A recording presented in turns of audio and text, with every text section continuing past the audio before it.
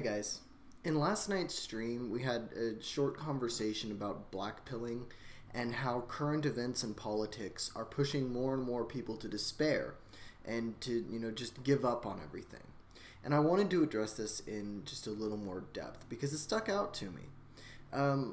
We had a great conversation last night. We talked about January 6th stuff. We talked about COVID. We talked about all sorts of like mask mandates and the Great Reset, and so it was really cool. Check out last night's stream if you want to see some of that. We did talk about the Jack Murphy case a little bit, but we spent a solid hour talking about current events, and I thought that was really productive and really fun because everybody got to share their voice in it. So I want to address blackpilling specifically because it's becoming a more and more common position for people like us. So what I mean by that is conservative and centrist and classically liberal individuals. People like us are out buying guns and gold and moving to the mountains and really just removing themselves from society. They're cutting themselves off, actually, and the cities are becoming just more and more blue because conservatives in particular are being blackpilled.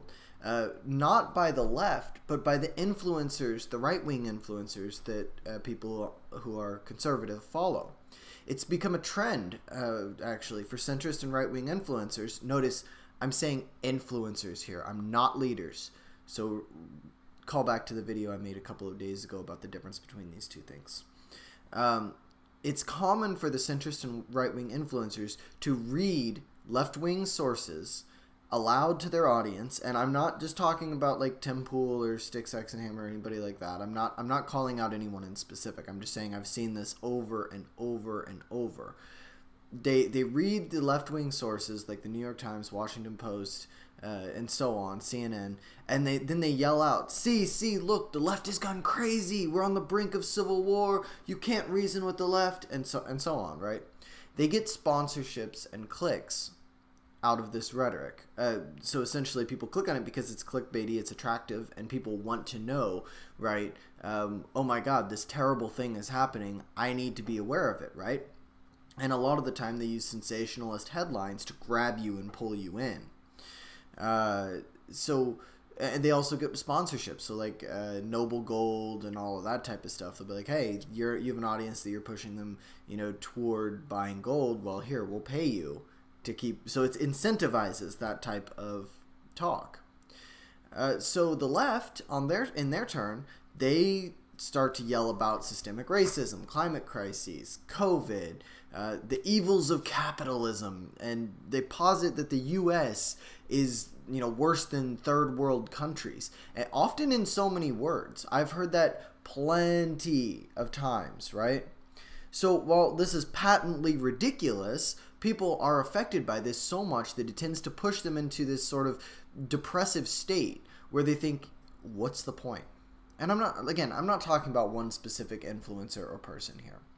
The progression from being red-pilled to being black-pilled is clearly documented across all of social media. The left is resting comfortably under the impression that everything's going to be okay if we just submit and agree to whatever proposition the government and the cultural institutions, i.e. universities, whatever solution that is offered by those institutions, they'll be okay if they follow it, right? The right disagrees, right? And that's why blackpilling is so much more of a problem with the right wing. So influencers, right-wing influencers or centrist influencers or independent influencers with a right-wing bent, with extreme reactions, push people on the right farther and farther and farther away from the left.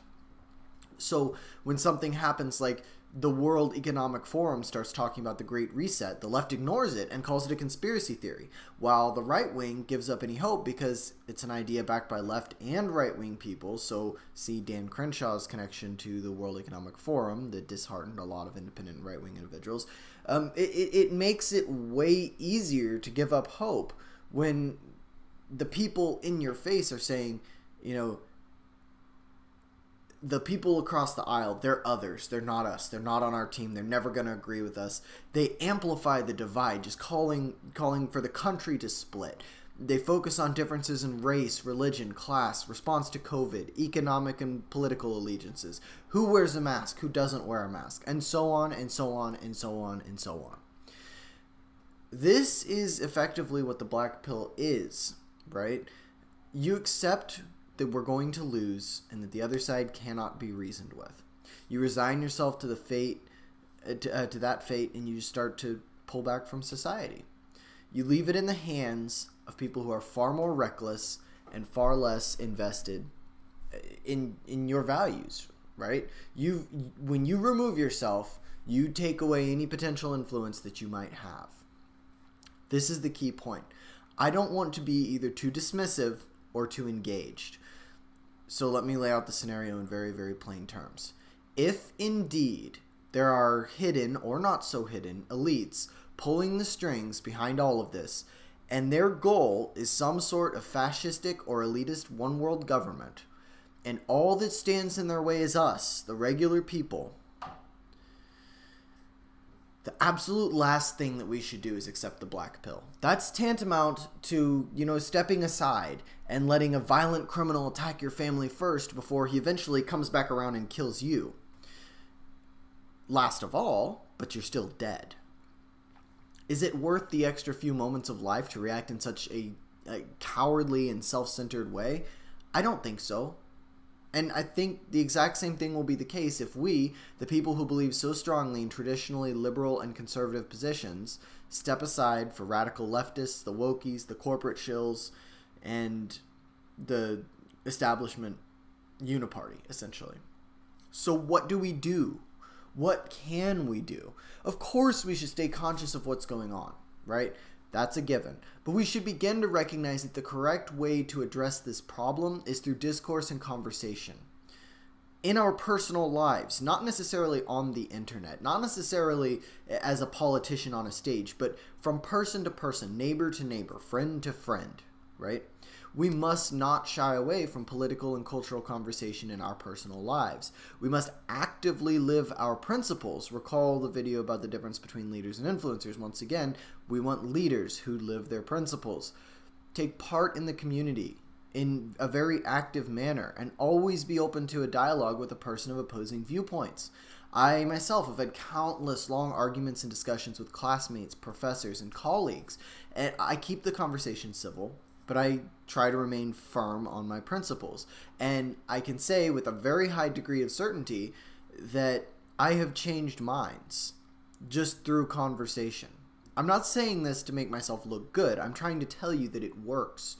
Many normies and regular people, they just want to live their lives. So they believe whatever is told them that's going to give them the best chance at living that normal life. When they're confronted with reality, they tend to react in the same way you or I do. But it has to be presented to them in a non-confrontational way in most cases. However, like I said, the first step is to live out your principles in such a way that people recognize that you are the kind of person that they would want to understand or emulate or at the very least take seriously. Here's the bottom line. If we create and maintain strong communities that are building blocks of our country, if we're active in local and state politics and live out our principles, it will make the task of those who would impose their will on us so much more difficult. We don't have to be a politician in Washington to effect change. Now, does that mean that we should ignore what goes on in the larger spheres, like the federal sphere of politics and culture, and like institutional level of culture? Of course not. But if it's out of our hands, if we as an individual can't really do anything about it, the best we can do is the best we can do. Keep aware and vigilant of the actions of powerful elites, but effect change in the realm that you have access to. You will make a difference, right? This is what separates us from people who are apathetic or have just given up. We believe in our principles and we believe that we can make a difference. Bridge the gap and extend the olive branch. Yes, many people are unreasonable and can't be talked to. I understand that. But once we understand that, we move on and continue to do the best that we can. Don't take the black pill. You can follow me on Twitter at SeattleiteJ. Like and comment. I love hearing what you guys have to say. I'm absolutely blown away by the amount of engagement on my videos and just the overwhelmingly positive response that I've to what I've been up to. So thanks so much for listening. I'm finalizing a live stream schedule so that I can connect regularly with you guys and you'll know when to expect it, because school's going to start back up for me. This is my very last semester of classes and it's going to be over soon, but I have to go back to work. I have to go back to school. So more on that later. I will speak on that as soon as I get everything finalized. So till next time, see ya.